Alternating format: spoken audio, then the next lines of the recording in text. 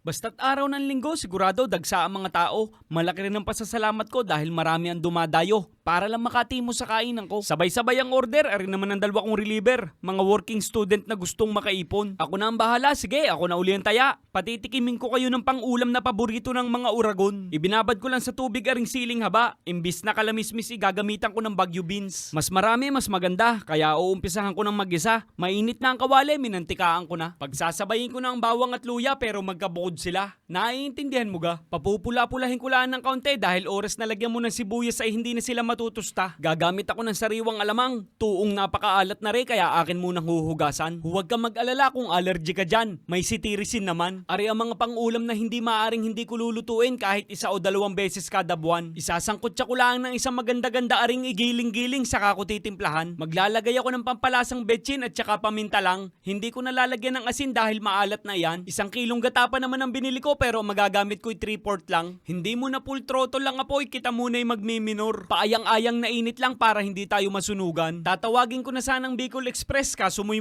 gulay kaya semi na lang. Napakasarap naman sa dyan ang lutong ito, pinag-aralan ko sa Taiwan. Pagpasensyahan nyo na ako mga alyados ko, pero ang ulam natin sa dyan ngayon ay manghang. Pag hindi naman pakloy na ang uso nyo'y lawit pa ang almoranas ay ewan ko na lang. Binuhusan ko ng bahagyang suka para sa dyang arkam na arkam. Ay digay yan, ay inang!